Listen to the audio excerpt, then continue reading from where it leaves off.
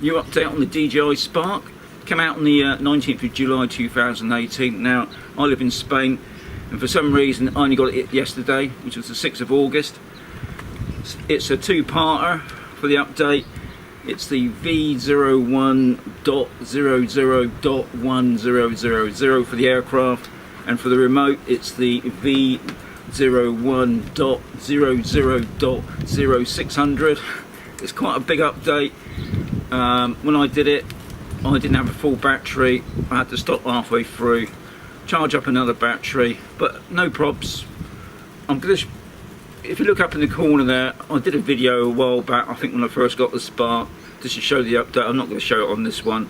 It's quite an easy update. I had no problems with it, and all it was for the OTG cable for the Android phones. I never use it personally. I don't think it makes much difference.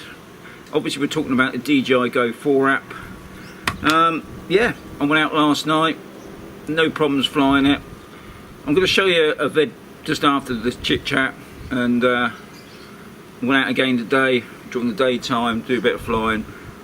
Hope you enjoy the vid. As I always say, keep watching, plenty more vids on the way. This is just an update on the Spark, so thanks for watching guys, catch you on the next one.